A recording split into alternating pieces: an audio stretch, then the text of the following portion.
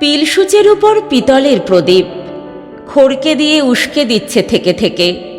হাতির দাঁতের মতো কোমল সাদা পঙ্খের কাজ করা মেজে, তার উপরে খান দুয়েক মাদুর পাতা। ছোট ছেলেরা জড়ো হয়েছি ঘরের কোণে মিটমিটে আলোয়। বুড়ো মোহন সর্দার, কলপ লাগানো চুল বাবরি করা, মিশ কালো রং, চোখ দুটো যেন বেরিয়ে আসছে, শিথিল হয়েছে মাংস। হাতের পায়ের হাড়গুলো দীর্ঘ, কণ্ঠস্বর সরু মোটাই ভাঙা। রোমাঞ্চ লাগবার মতো তার পূর্ব ইতিহাস। বসেছে আমাদের মাঝখানে, বলছে রঘু ডাকাতের কথা। আমরা সবাই গল্প আঁকড়ে বসে আছি।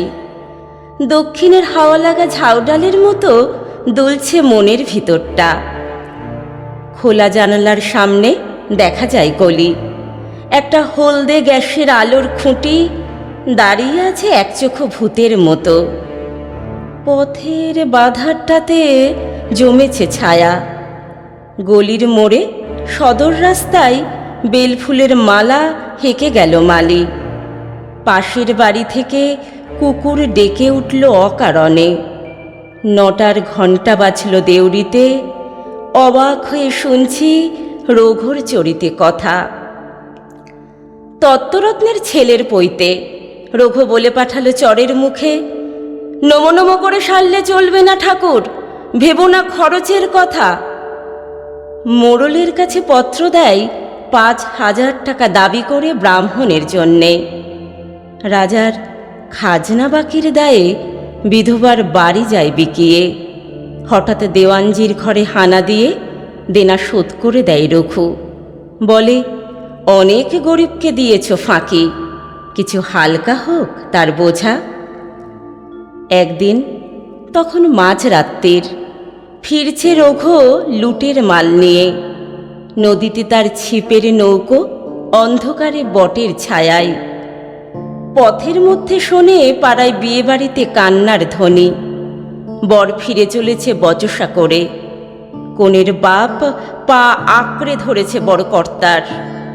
এমন সময় পথের ধারে ঘন বাষ্পনের ভিতর থেকে হাঁক উঠল, রে রে রে রে রে রে। আকাশের তারাগুলো জেনে উঠল থরথরিয়ে। সবাই জানে রঘু ডাকাতের পাঁজর ফাটানো ডাক। বরশুদ্ধ পালকি পড়ল পথের মধ্যে। বেহারা পালাবে কোথায় পাই না ভেবে ছুটে বেরিয়ে এলো মেয়ের মা। অন্ধকারের মধ্যে উঠল তার কান্না, দোহাই বাবা, আমার মেয়ের জাত বাঁচাও। রঘু দাঁড়ালো যমদূতের মতো। পালকি থেকে টেনে বের করলে বরকে। বড়কর্তার গালে মারল একটা প্রচণ্ড চর। পড়ল সে মাথা ঘুরে। ঘরের প্রাঙ্গণে আবার শাক উঠল বেজে, জাগল হুলুধ্বনি। দলবল নিয়ে রঘু দাঁড়ালো সভায়। শিবের বিয়ের রাতে ভূতপ্রেতের দল যেন। উলঙ্গ প্রায় দেহ সবার, তেলমাখা সর্বাঙ্গ, মুখে ভূষর কালি। বিয়ে হলো সারা। 3 প্রহর রাতে যাবার সময় কনেকে বললে ডাকাতে, তুমি আমার মা, দুঃখ যদি পাও কখনো স্মরণ করো রঘুকে। তারপরে এসেছে যুগান্তর।